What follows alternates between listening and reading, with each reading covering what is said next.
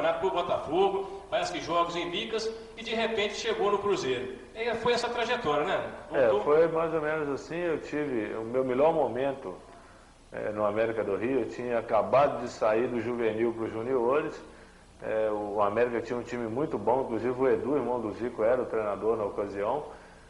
Tinha um time de juniores muito bom, disputava o campeonato carioca, que naquela época era a Copa João Avelange, aliás, Otávio Pinto Guimarães, e tinha bons times, porque a minha safra, no caso 65, a safra do Jorginho, qual o outro, o Heitor, o Polaco foi depois. Polaco, mais ou menos, era o Pedrinho, o Paulinho do Fluminense, o ponta esquerda, era o Mauricinho, ponta direita do Vasco, enfim, tinha vários, o Boni, zagueiro do São Paulo, enfim, tinha vários jogadores que se destacavam, inclusive a seleção acabou se sagrando campeã em 82, com o Jair Pereira, já era mais ou menos naquele nível. E eu tive a oportunidade de logo em seguida subir para o profissional, para os juniores. Era o meu primeiro ano de júnior e eu já tive uma oportunidade. Logo no sábado nós tivemos um jogo contra o Flamengo, foi um jogo importantíssimo para mim, que eu guardo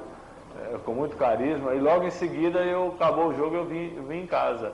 E no meu retorno ao Rio, havia um jogo em Resende, amistoso, enfim, e o treinador era o senhor Amaro, e ele tinha dito para mim naquela ocasião que se eu não quisesse jogar, eu não precisava jogar.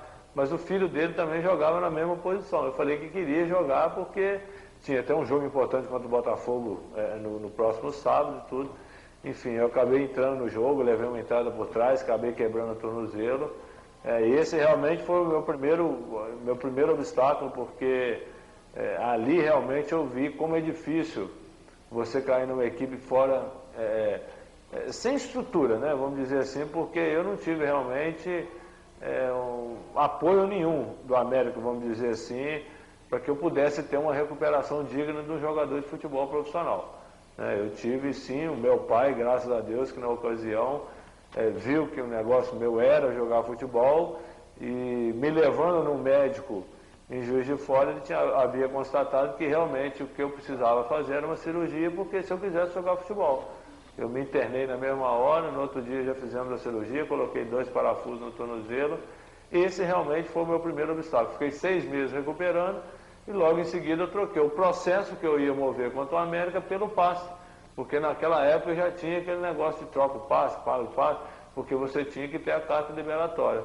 E foi quando eu tive o convite pelo Elcio Fã para que eu fosse ao Cruzeiro. O Zé Luiz já estava no Cruzeiro na ocasião, o Quilim também já frequentava a equipe do Cruzeiro, e eu tive a oportunidade de ir a Belo Horizonte e fazer um teste no Cruzeiro. Como eu já conhecia como a coisa funcionava, já tinha aquela experiência de ter passado 3 anos no América, e não é se gabando nem por nada não, eu também sabia que eu tinha futebol para jogar, entendeu? Acima de tudo eu tinha autocrítica, então foi aí que eu fui para o Cruzeiro e tive as oportunidades, e lá realmente, com 20 anos, eu cheguei a me sagrar profissional, e enfim, de lá eu comecei a minha carreira, graças a Deus, vitoriosa. E no Cruzeiro, você teve muitos treinadores, né?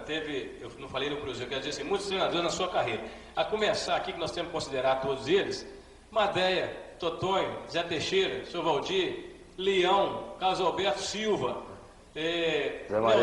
Nelsinho Batista, temos que falar Nelsinho, Zé Maria Silva, e teve o Moraes no Cruzeiro. E eu quero fazer essa pergunta agora. Na época que você se profissionalizou, Edu Lima era o ponto esquerda do Cruzeiro e era Bambambam também na época. Se eu não estiver enganado, o Moraes barra o Edu Lima e coloca o Adil na ponta esquerda. Não era o Moraes, era o João Francisco, que inclusive era muito amigo do Rui Guimarães, que era o treinador dos juniores. Ah, perfeito. E através do Rui Guimarães falou com o Jair Francisco, falou: olha, o ponto esquerdo Adil, que está nos juniores, naquela época já começava a estar lançando o 4º homem pelo lado esquerdo. Nunca o ponta direita fazia o 4º homem, sempre o ponta esquerda fazia o 4º homem. Por isso que logo que eu saí do Cruzeiro, eu fui para outras equipes de melhor expressão, e nessas equipes eu não era ponta esquerda, eu era meia esquerda. Foi logo aí que eu comecei, porque eu tinha muita qualidade de passe, tinha muita qualidade de visão, lançava muito bem a bola. Então, através da minha qualidade, do que eu tinha, os treinadores, alguns já me puxavam por dentro, eu fazia o 4-1 pelo lado, que já começava a se jogar num 4-4-2. Quer dizer, eu fui jogar num 4-4-2, obviamente, depois que eu saí da Portuguesa, que eu cheguei no Corinthians. Mas quando eu cheguei na Portuguesa era um 4-3-3, mas independente disso, já era essa função. E eu tive essa oportunidade, o Edu acabou depois não tendo uma sequência, eu consegui a sequência de jogo que eu precisava, eu estava subindo do júnior para o profissional, e logo em seguida o Cruzeiro acabou contratando o Edson do Flamengo. Esse foi o meu grande azar, que o Edson depois entrou e não saía mais, não machucava, não tomava cartão amarelo. Eu falei, não, aqui não adianta eu ficar aqui, sem que eu não vou jogar, vou falar que eu estou no Cruzeiro, mas eu não estou jogando, então eu prefiro sair, buscar meu espaço, entendeu? Achar o meu caminho, e não me arrependo, sinceramente não me arrependo, porque eu acho que, felizmente, quando eu falo que eu tive uma carreira vitoriosa, porque eu consegui, do início da minha carreira, a partir do momento que eu me profissionalizei, até o final, quando eu acabei sofrendo um acidente, de ficar esse tempo todo empregado, graças a Deus. E isso hoje no futebol é uma coisa rara de se acontecer, entendeu? Às vezes levei alguns calotes e tudo, mas felizmente eu sempre arrumava uma equipe para trabalhar, sempre buscava o meu espaço. E isso aí é uma coisa que a gente tem que enaltecer e tem que agradecer acima de tudo também. Ô Jaime, preparei pra gente mais aquele segundo quadro, que eu queria emendar essa pergunta, Ju. Se é que teve um treinador mais importante, eu achei que era o Moraes que tinha sido lançado no lugar do Edu Lima. Esse foi, teria jeito de destacar um treinador que foi importante na sua carreira, talvez esse momento começando, ou como a maioria, todos foram importantes, contribuindo de alguma forma? Eu acho que foram, até muitas pessoas falam, o Nelsinho, por exemplo, o Nelsinho, dizendo lá na frente, né, pelo fato que acabou acontecendo em 93, eu acho que no auge da minha carreira, vamos dizer assim, era onde eu tive a oportunidade, no ano anterior, de ter sido cogitado até por uma seleção brasileira. Eu acho que ali eu tinha feito por merecer uma convocação naquela ocasião do Falcão, mas enfim, não me frustrou de forma alguma. Até o próprio Nelsinho, de ter acontecido aquele episódio, eu sou muito grato acima de tudo, porque foi uma pessoa que me viu jogar na Portuguesa, viu o trabalho que eu desenvolvia e me deu a oportunidade de vestir uma grande camisa, que é uma camisa do Corinthians, né? Então eu acho que o jogador hoje que tem o privilégio de vestir uma camisa do Corinthians, eu acho que ele está acima de tudo realizado profissionalmente por você ter chegado.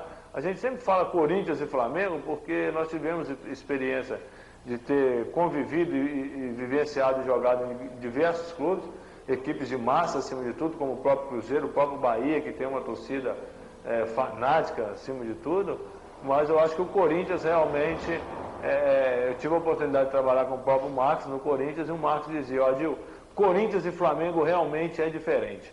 Quem joga em Corinthians e Flamengo joga em qualquer time do mundo, porque as dificuldades são enormes, entendeu? Então eu acho que de todos os treinadores que eu tive, não foram poucos, até aqueles de equipes consideradas medianas e pequenas, eu acabei aprendendo muito. Eu fiz gol de tiro de meta, eu fiz gol de meio do campo. Então, quer dizer, isso aí eu aprendi com um treinador de pouca expressão, que, quer dizer, quase que no final da minha carreira acabou me ensinando que tiro de meta não tinha impedimento. E eu acabei fazendo 2 gols de tiro de meta dessa forma. Entendeu? Então foi uma coisa até que chamou muita atenção. Na época eu jogava pelo Juventus, né, eu falei que a minha passagem pelo Juventus foi muito curta, mas eu fiz grandes amizades e fiz 4 gols no Juventus. 2 de tiro de meta, um olímpico e um no meio campo. Aquele que nós mostramos. Hoje eu queria falar com você que está acompanhando o nosso programa de estreia. Vou mandar mais abraços daqui a pouco, mas você não vai se arrepender. O programa está ficando um pouquinho mais longo, mas o Nick é show de bola que está aqui. Você vai se deliciar agora. Eu fiquei emocionado, eu acredito que você também fique. O Jaime vai editar algumas imagens aí para nós. Pode soltar a imagem? Pode soltar, Jaime? Está no ponto? Com áudio, pode soltar com áudio, que o show de bola é com áudio. Às vezes perdendo a cor um pouquinho, mas voltando, é porque é a qualidade da matriz. Solta aí, Jaime, pra gente essas imagens, para nós nos deliciarmos aí. Ponta hábil, rápido, moderno, marca quando precisa. Vai à frente e faz seus gols.